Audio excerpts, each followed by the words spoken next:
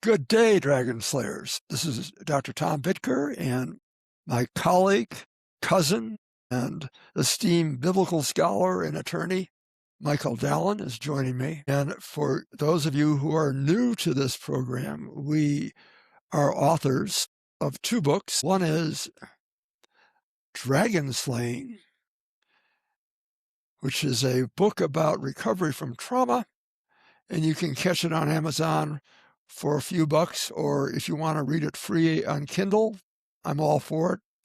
It's not about making money, it's spreading the word. It's about recovery from trauma, as I said. And behind Michael is a book that I think is incredible. If any of you are interested in biblical scholarship, and I'm very proud of Michael in writing it.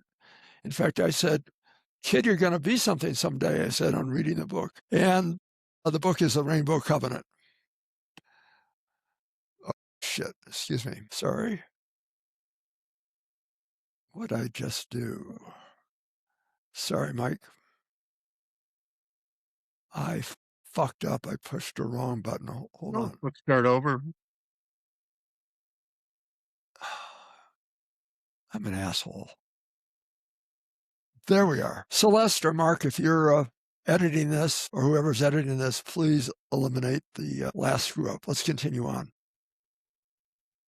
I wanted to preface today by talking a little bit about assumptions of who we are, because I suspect, in fact, I know that what we say today may be provocative to some. And I'd like to say a little bit about our background. Michael and I come from the same family. We're second cousins, are we not? I believe. Yes. Yeah. We have a number of esteemed predecessors. One in particular I'd like to highlight is a fellow named Boris Bittker, who was a professor of law at Yale University. And although a tax lawyer, Boris was one of the more distinguished scholars to weigh in on the subject of reparations for African American people.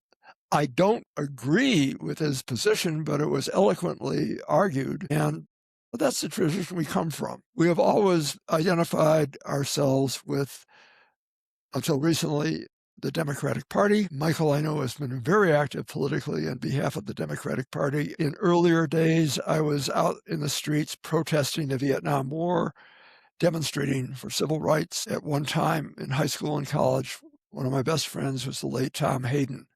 So we have decent liberal credentials. I served in the Peace Corps. I was actually on the faculty of Howard University, among others, and actually voted for President Barack Obama, but has been dismayed by the trajectory of both parties ever since that time. I was extremely upset by what I perceived to be the betrayal of the Joe Biden presidency and the complicity of the Democratic Party in that betrayal. And similarly, I am not a fan. Indeed, I'm very critical of the behavior and the modeling and the precedents set by President Trump. In the most recent precedent that became alarming to me was the bombing of Venezuela. I do understand the presumed motivation. Maduro was an evil dude, but he was largely responsible for some of the harmful effects of the drug trade in our country. He was corrupt, and he was actually a platform for the Chinese in Latin America. However, in the bombing, 40 civilians died. Now, technically, that might not have been considered a war crime. But whenever we have civilian deaths, it certainly is subject to scrutiny, and the long-term effects of something such as that have not been fully anticipated. And one of my problems with U.S. foreign policy, whether it be the Bush invasion of Iraq, our war in Afghanistan, our war in Vietnam, and most recently, the bombing of Venezuela, when we exercise that kind of bullying and brutality, it's almost as if we're a naive player on a chessboard and we're likely to lose our queen in the first 4 moves. So it's very naive. from a foreign policy perspective. And I say this as historian. I was an honors history major before I was a physician, and I've looked at history in depth. Michael, your comment. Maduro's regime was also helping Iran. Right. They were in cahoots with all kinds of nasty stuff. They were, like Cuba, foursquare against Israel. Even in everything, they blamed Israel, condemned Israel for any response to the October 7th massacres. I remember I was in Cuba, and and feel for the Cuban people who are saddled with this incompetent, losing government. They've lost enthusiasm for La Revolucion. The Castros are gone, but they still have this Castro government, the communist government, and they are still foursquare against Israel. And it has nothing to do with them anymore. They have this tiny Jewish population, but it's not that they hate them, but they hate Israel, and they are on the side of any enemy of Israel. So that colors my feelings about this. As you know, I still think that Trump, as a president, is such a disgrace that he makes a real stunk, I'll call him, a real louse, a crook like Nixon, look like Lincoln. That's pretty bad. You really have to be a lousy president to make Nixon look like Lincoln. But Trump does. He's just a terrible, terrible president. It looks like we're doing what we're doing for the sake of oil. There's practically never a higher purpose involved in what Trump is involved with, but it all has to do with the grift. Am I glad Maduro is facing charges in New York City? It's interesting, before this 92-year-old Orthodox Jewish judge, who is not a Trump appointee, um, but, you know, defense lawyers complain about the way their clients have been delivered up to the court, but that never works. The thing is, as far as the court and their jurisdiction goes, is, well, they're here, you know, and he's under indictment, and I'm going to try him. So I expect they will try him, and he's been doing bad things as the head of a government that does bad things. Am I happy with this exercise of military power? No. The president has to make a case for war, and he didn't make a case for war, and he isn't making a case for the war. He's just talking about, he's been saying Maduro's a bad guy, but there was no consultation with the candidate who probably won the election in Venezuela, and they don't seem to care about her. We're going to be dealing with the vice president of Venezuela, this lady who is in cahoots with the Maduro regime, and what are we going to do now? I mean, it's this old thing of, when you do regime change, you break it, you own it. What are we going to do? Are we going to keep Venezuela from falling into anarchy? What are there? I think there's 35 million Venezuelans in Venezuela, and much more in their diaspora. And how are we going to treat this? We don't. This government doesn't think things through. This Trump administration. Well, actually, I would say that's true of many of our governments. Let me interrupt and just ask you about what I would say would be devious motivation. One of the problems with Trump's policy, and I condemned Biden's open border because of the downstream consequences of that, he left for subsequent administrations a significant challenge in offsetting the mischief of that open border and all of the consequences. And any administration that attempts to cope with that, of course, is going to look bad. And Trump now is looking really bad in terms of not sealing the border. That's not the problem, but rounding up what he perceives are criminal aliens, and in the process, pulling in the net relatively innocent people who are here seeking refuge, who might actually have already been making a contribution to this country. As a consequence, the once great sympathy that he had with the Latin population in this country has been destroyed, and he is likely to lose the midterms because he's lost a substantial part of that voting bloc. And I wonder to what degree this is a wag the dog game. That is, look over here, don't look there. Their cynicism and criminality knows no limits. This is a president who's amassed at least $2 billion in private gain for himself and his family just in this last year. I don't think that borders were open. They paroled people once they got in here. I was friendly with this lovely Chaldean girl who came over, was born in Baghdad. They ended up in Greece and in Turkey and in Mexico and finally crossed the border in California, where she ended up in an internment camp, which we have. The political asylee applicants end up in internment camps, and where she wore this. She was very fashion conscious and hated that homosexual gray that we give to those jerseys, the sweatshirt type clothes. She abominated that color and wouldn't wear it. And they finally admitted them, as well they should have, and she went to high school here in Madison Heights, a suburb of Detroit, where a lot of Chaldeans and Iraqi Christians come, and we'd talk, and she wanted to become a doctor and went to Michigan State, and the brilliant girl.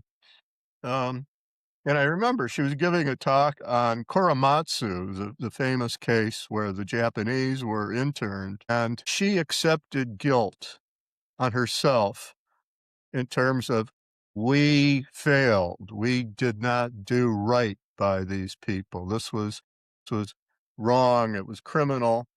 And she accepted. She wasn't even in this country then. Her folks weren't even born, I don't think. But this country is such a powerful country that it can make guilty citizens. It can inflict guilt on people who had absolutely no role in wrongdoing Well, generation after the fact.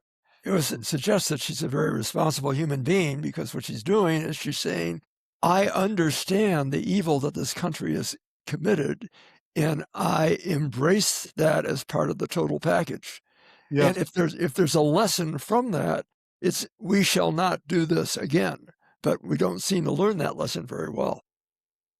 Well, we are interning people in horrible circumstances, and this is not a good time for the United States. We're doing some very bad things, and one of the worst things in terms of being self-destructive is they've taken the FBI and other agents of national security off their beat to go after low-level immigration scofflaws, they call them, or just poor vegetable pickers and lawn care people, you know, mostly Mexican, some Venezuelans, lots of Venezuelans, who are just trying to make a living, and they contribute enormously to our society. They become good citizens. Their children become good citizens. I would say this about their political predilections, though. We're dealing with folks who come from the land of the Inquisition.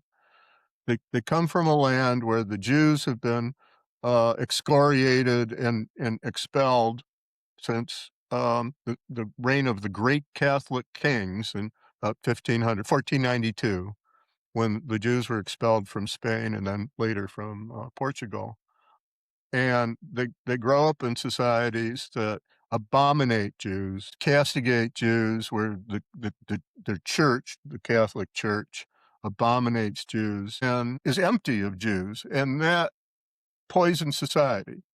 I mean, the role of the Jews in the world is not to poison society, but those societies that do excoriate and rid them and try to rid themselves of Jews do poison themselves. And I see in the Spanish world this enormous tendency towards fascist government, towards brutality, towards the diminution of civil liberties, and a lot of bad, stagnating kinds of intellectual currents that cripple them. So, I see this, and I have some wonderful Italian friends Italian American friends, and I know damn well that their parents backed Mussolini.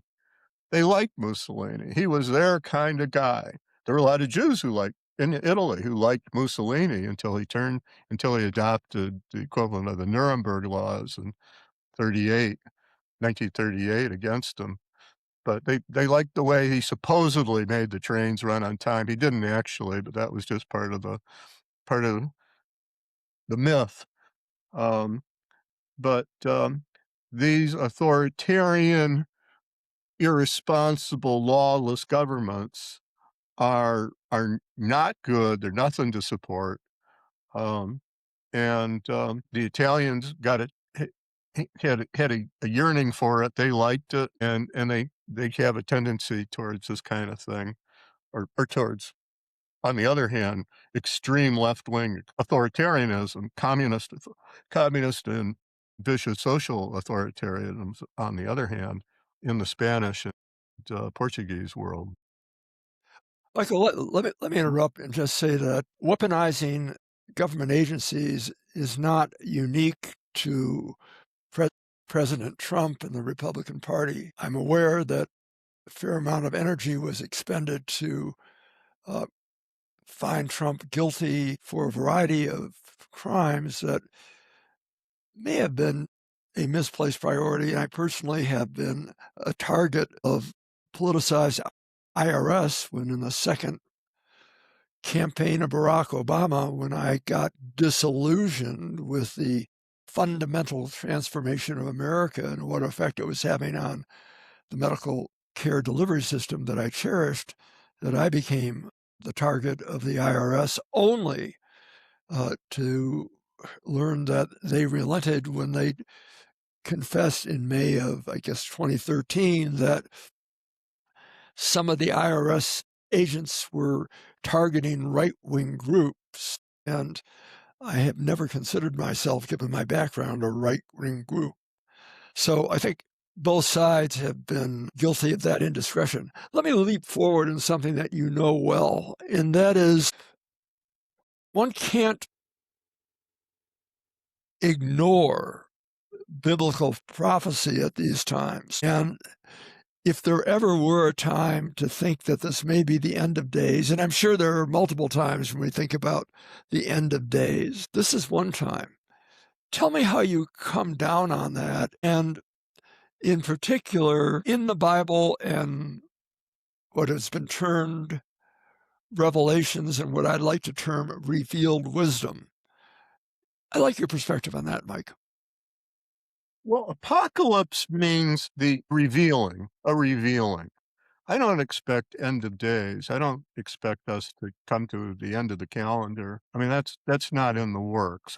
That is a pagan notion that Christianity and Islam and the Mayans and others pick up. But we do feel that we're going to get to the next stage in human history, a higher, better stage where people will have more awareness of God and godliness, of the God of Israel and of his ways. We do expect progress. We expect an uncovering of things. Things will be made plainer. And I think we're getting there. I think that's a happening thing.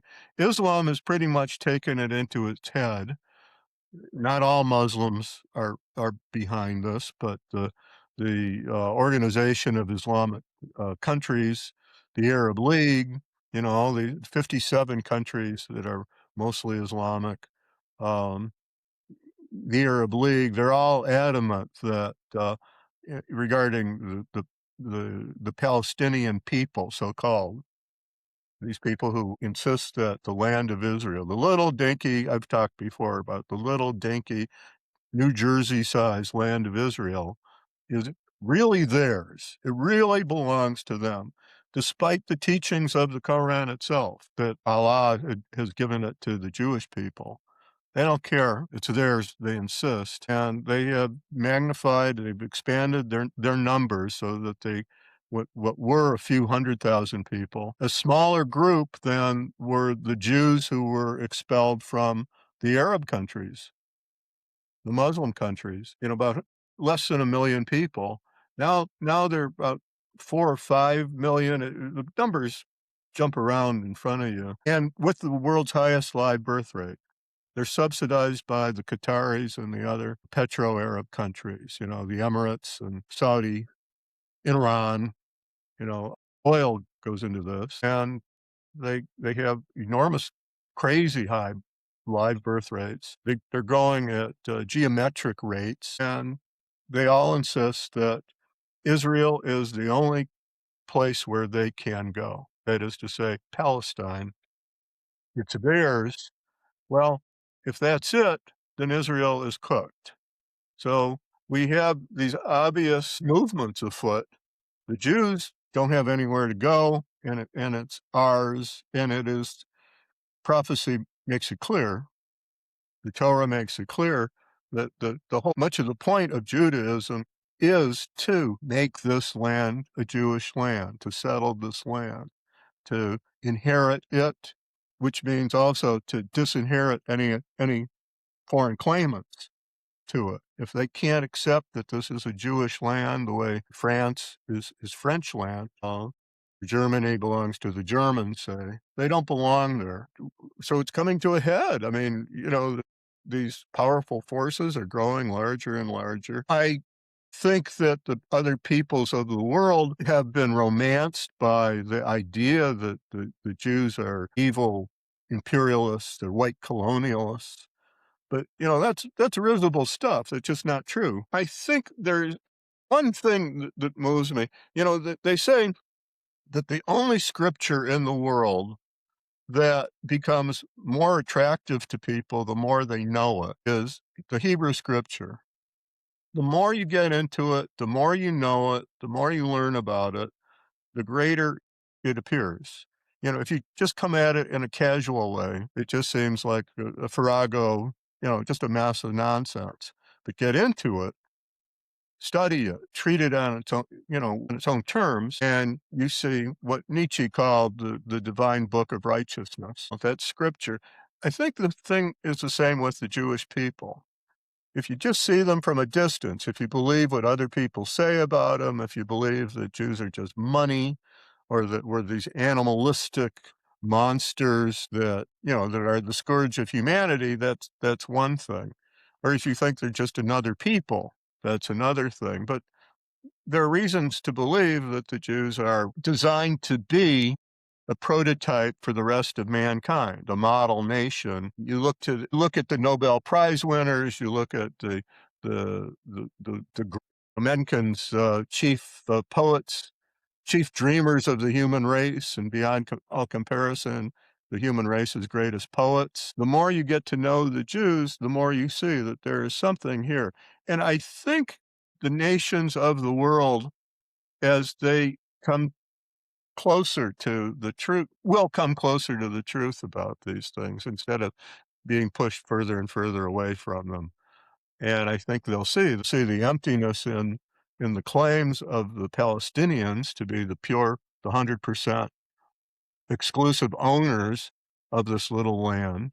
They'll see the perfidy of the organization that is backing them, that's enlarged them, and that has convinced them of the lies that motivate them. And I think they'll come to a greater appreciation of who and what the Jews are. It's funny, the Nazis imported to the Japanese the protocols of the elders of Zion, which is just a stupid prophecy or a stupid Yeah. propaganda from the czars about the perfidy of the Jews and how, the Jews want to take over the world. And the Japanese looked at this, and they were dealing with these wretched Jewish refugees coming out of, barely with their, you know, pantsless and shirtless and, in terrible shape and impoverished. And they looked at them the Japanese were saying, we can't dare mess with these people. If they're as powerful as this protocols of the elders of Zion says, we've got to treat them decently. And they did, relatively. Let me interrupt this for new viewers. I think, you mentioned the Nobel laureates, but one of the things I think we talked about relatively recently is how influential the Old Testament and Jewish philosophy and Jewish ethics were in the foundations of this country in terms of how it inspired the Constitution and the Declaration of Independence, and indeed Noetic laws did, as well as how Jews interfaced so beautifully with American culture in terms of our music, in terms of Hollywood, in terms of creativity. And there was a bit of irony I think we discussed about 3 weeks ago about how most of the Christmas carols that we now sing were written by Jewish artists and composers. The more you get into it, the more you see that there is a strange phenomenon at work that belies ordinary historical analysis. Um, and you see a great cover up of it. You know, you see enormous bias in the treatment of these things. And then when you go to look at the books on religion, where they try to interpret religion, they just make a hash out of my religion. If what they had to say about my religion were true, I wouldn't be Jewish. But it isn't true. I mean, it's just so much nonsense. How passive we all are, how they're just lie after lie after lie after lie. But then you look at the history. A rabbi's wife, Rebbitzin, gave me a book on the golden age of the Jews of Italy from 19 tw- from 1838 to 1938, 100 years. And there were hardly any Jews in Italy. None in the South because, they'd been banished. The different inquisitions had come and gone. Catholic Church was not um, hospitable, and the poverty of Italy was not hospitable either. A Jew couldn't make a living any more than the ordinary Italians could, but they did come to the north, and it was not 1%. It was a tenth of 1% of the population of Italy in those years that was Jewish. And they produced this incredible flowering of many of the leaders of Italy, the founders of Italy, the people who backed Garibaldi and made his victories successful. Fermi and his people. Fermi wasn't Jewish, but he married a Jewish girl. And it all came to a shocking, they'd helped elect Mussolini and gave Mussolini his ideas and spread the Mussolini cause, the fascist cause even. We're not always on the right side, but we do help push history along until 38 when Mussolini adopted his Italian version, a copycat version of the Nuremberg laws of Hitler. And, suddenly no Jew could get work. And Mussolini had to abandon his own dentist. His dentist was Jewish, but after they promulgated these anti-Semitic laws, the Nuremberg laws of Italy, Mussolini had to get a new dentist, and the Jews had to leave or die. And many did die. Many ended up in Auschwitz. Fermi's wife's people mostly died in Auschwitz. The trains came from Italy to Auschwitz just to kill. It was a time of extraordinary pain, and I don't think any of you are naive about what occurred, but if you'd like to capture the feeling of that as a student of film, I encourage you to see several films in addition to Schindler's List. One is The Pianist, which is a beautiful story depicting what happened to a pianist in Poland at the time of the occupation, starring Adrian Brody. And my only criticism of the film is that one of my favorite piano pieces is Rachmaninoff's Second Piano Concerto. And after going through the agony of this poor pianist who was hiding out during the occupation, at the end, there's an opportunity to hear him play the Rock Second, but we don't hear all of it, but it was beautiful. And I think also in Italy, another film that is agonizing to witness, but you get a sense of the suffering, is called A Beautiful Life. So I encourage you to turn to that. Michael, Let me add one movie. It's just terrific, and it's Woman in Gold, and it's the story of that Klimt painting of what was her name? Adela? I can't remember. It's in the, Lauder Museum by the Metropolitan Museum in New York. It was finally agonizingly liberated from the clutches of the Austrians. The Austrians regarded it as the equivalent of their Mona Lisa, and they Tell me didn't. the story behind it, please. This Jewish family had worked very hard, and rose up to they sold sugar to the Austrians. It's a good business. And then you had Hitler and the Anschluss come, and they grabbed their goods. The Nazis just invested them. They took over their possessions. The next thing you know, these people had to either they could stay and die, or they could try to flee, and the Nazis did everything they could to keep them there and refused to let them go. Um, but, this one lady did manage to go, and she fetched up in LA with as a haberdasher, selling clothes, and there was the painting of her beloved Aunt Adela, who died young, and, the Austrians had grabbed it. The Nazis had grabbed it. Klimt was quite a painter. He ended up sleeping with a lot of his models. He was quite a ladies' man and coxman, but it's just a beautiful, wonderful painting. The Austrians loved it, and it just didn't belong to them. It belonged to this family. It finally, the legal story of getting it out of the clutches of these impossible, bureaucratic, Germanic, in the worst sense of the word, Germanic administrators. Eventually, the Austrian people themselves came through, you know? They decided that, no, indeed, we can't keep it. It does belong to this lady, and it ended up with her, and she sold it to Ron Lauder of the cosmetics fortune, and he has this wonderful museum just down the street, but near the Guggenheim, near the Metropolitan Museum, where you it's a fortress of or capital of Austrian culture, and they had their own culture, and you can get Austrian beer, and you can get Austrian pastries and Sachertorts, and everything else and you can listen to Austrian music, and you can see the Klimt paintings. It's a major center for the Klimt paintings, and I remember this beautiful, beautiful girl who had a gallery in Sausalito came on to me there, and, it helped make my visit, spectacular. It's Woman in Gold is this fantastic movie,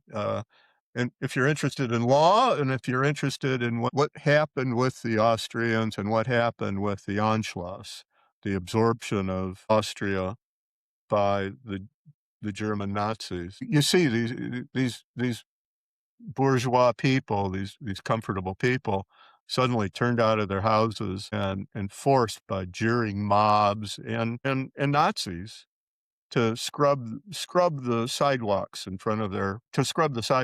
Vienna with toothbrushes.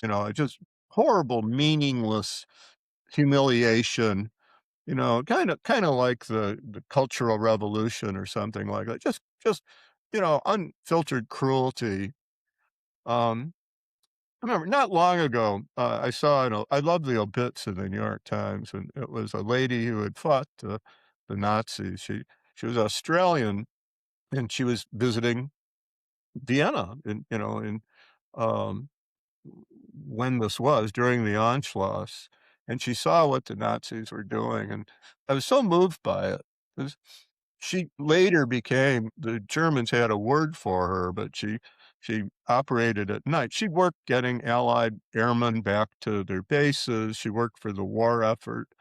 She even strangled a Nazi soldier, a Wehrmacht soldier, with her own hands, and she was explaining, that she couldn't have sex with anybody because then all the boys would have wanted to have sex with her, and that would be impossible. They all wanted her. She was sexy, but she was explaining that she'd seen what they had done, and she decided that was gonna be her work because, as she put it, she hated the Nazis very, very deeply. Because these groups that hate Jews like this really are hateful. And you asked about prophecy. We have the prophecy.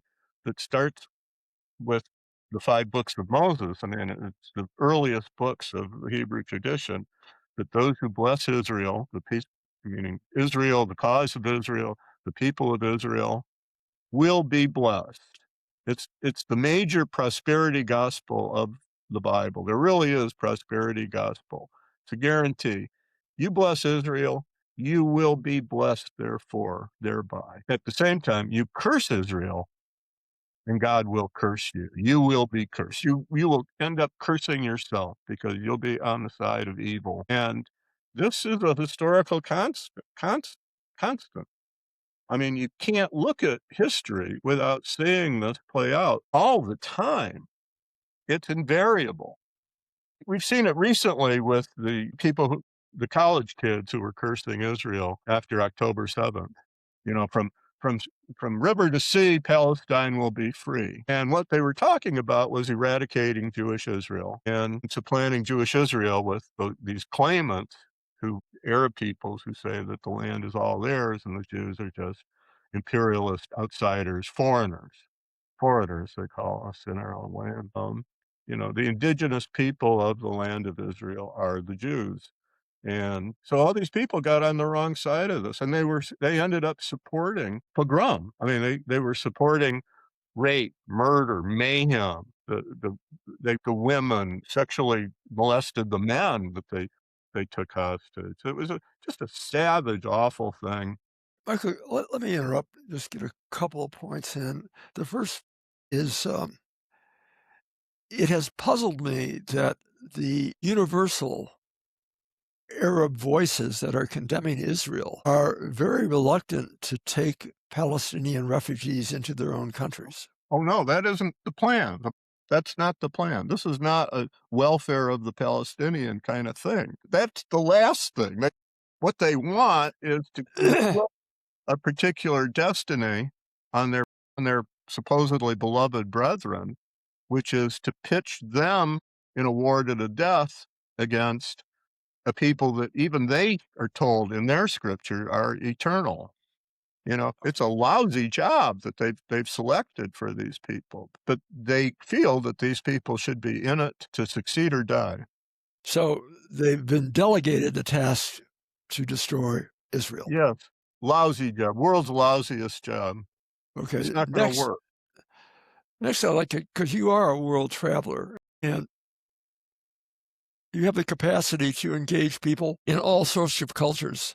You have been to India, Nepal, Tibet, right? I've As run well into as, pickpockets and loose women and all those places, yeah. That's when you know you're traveling. so you're hitting on my sign. I will try to find that sign for you, Michael. I promise. Your next gift. Alright. So, have we learned anything? I mean, I would hope that as a consequence, people, one of the things that upsets me about the 1619 movement is it forgets that there's a strong element in American history of the abolitionist movement that sprung from our culture and our, if you will, organizing myth. And I think we've learned a great deal about the horrible experience of slavery. And I think we've learned something about how we've treated Native Americans and certainly how we treated the Japanese that were interned in World War II. Have these countries, Austria, Germany, Italy, Spain, France, have those countries learned anything from the Holocaust? Oh, yeah, sure, a little bit, at least, maybe more than a little bit. They still don't know who they're dealing with. They don't appreciate the Jews as the Jews should be appreciated. Our Holocaust museums don't do a hell of a lot to help either. It's a shame because they teach the lessons well, genocide is wrong, that's bad, don't kill masses of people just because of their nationality. But they don't give the And whole, they don't, oh, nothing. It's nothing, yeah. and there's no treatment of the Jews as the central people in human history. They don't. I mean, they would be appalled if you said that they are appalled when you say they should do something about that. That should be part of their mission, to talk about the roles of the Jews in history. They don't wanna do that. They just talk about the Jews as another people, and the basic lesson is it's bad to kill people. That's not worth teaching. Everybody ought to know that. We don't do a great job of teaching what we stand for. I feel with the apocalypse, with the great unveiling, which is what the apocalypse is supposed to be all about, we'll see an unveiling of what the Torah stands for. I mean, we're to establish the love of God, God's law, God's laws among mankind, and people are supposed to come under the sway of the goodness and the graciousness and the forgiveness and the decency of the God of all creation, who is the God of Abraham. Um, they're to learn about him and his ways. We don't do that. We don't teach that as part of the lesson of history, but it is part of the lesson of history, and it's what we're supposed to stand for. Part of the lesson of history too is people are supposed to adopt the Noahide laws, the 7 laws of Noah, the 7 laws that pertain to all mankind, and we've done a lousy, horrible job of most people don't know what the hell they are. I was talking to this lovely Jewish lady today who's never heard of them, and most Jews haven't. They just don't know about them. It's not taught. If they do know something about them, they think that they're they're they're caricatured. They're labeled as, the idea, they're associated with horrible punishments, that any violation of the Noahide law should be punished with decapitation with a sword. I mean, this really, really stupid stuff, these barnacles that have attached to this teaching, and we haven't developed the doctrine well. I mean, and these things take time to we haven't had all that much interest from the rest of humanity in Judaism's universal laws, but I think that's gonna change. Western culture, one thing I've seen traveling is Western culture, which to a certain extent, is Jewish culture gone worldwide. I mean, we're affected by the influence of the Jews in the world, and particularly in terms of, well, I mean, the poetry of the human race, the music of the human race, the governmental institutions of the human race. I'm writing a piece now. We were talking about it earlier. They asked Gandhi, uh, they asked the Dalai Lama, rather, what do you think of Western civilization? And Dalai Lama answers, I think it'd be a good idea, you know? So, so, Great. but Western civilization permeates Earth. It's everywhere. People are more literate than their forebears. Since the end of World War II is a long time ago. World War II churned the nations. I mean, you had the cargo cultures of New Guinea, you know, uh, incorporated into the world economy. I mean, this preposterous things happened. Everybody got radios. Literacy spread over the world. A certain basic culture spread over the world. It's in China, it's in Russia, it's it's in Africa, it's in South America. Even people who would chase the Jews out got Gershom's Rhapsody in Blue, you know, flung back at them, and not to mention the teachings of Thomas Paine, which are largely predicated on, you know, our great revolutionary documents. And they're, as you point out, they're largely predicated on Jewish teachings. Paine couldn't have written Common Sense without going to the Book of Kings and the Book of Samuel and taking the language there. I mean, he quotes it directly, castigating the infantile notion of the divine right of kings. Michael, let me say in closing that I've gotten some feedback from our audience, and you come across as the real article. And I've come to know you even more since we began these podcasts together. And you have walked the walk. And one of the things I have been inspired by you is and you say this in your book, you live the faith. You are now a devout Jew. As much as possible, you try to adhere to Noetic laws, and your day is organized around your faith. And I think that has a lot to do with your brilliance, your energy, and your charisma, because you have followed the faith so diligently for more than 20 years. And you're now, what, 32? 39. 39. Anyway, so I encourage people to get a sense of that. Read your book. Great book. It's inspiring me. What are you off to next week? I'm going to I hope I could do a video with you. Good. We look forward to that. And your next travel has been postponed, I understand. Yeah, yeah. I was going to go to the world capital of bacteria of antibiotic-resistant tuberculosis in Mumbai, but needed to get a new car, a new used car, so that's not going to happen, at least not this time. Okay. Well, As for all of inviting you, as the thought was that we for could all all of use you, more antibiotic-resistant tuberculosis. well, thank you. I'm glad that you didn't go then. I Okay, hate we'll see where the next trip is. I hate you to be the The recipient. Right, yeah. cause of the next plague. Yeah, yeah, right. Well, India has its problem. India is a very interesting subject, India. They're they're warring against the Muslims of India. They're trying to erase the Mughal history of India, and you can't. I mean, it's in there, but they're trying to do it. But the funny thing is that the Arab countries just are taking that lion down because they're focusing their jihadist energies elsewhere against Israel. Well, for our viewers, thank you for tuning in. Again, if you'd like to learn more, check out the Rainbow Covenant and check out Dragon Slaying. To all of you, I wish you good health, peace, inspiration, and live your life with passion. Right Be on. well. Until Right next on. time. Amen. Amen.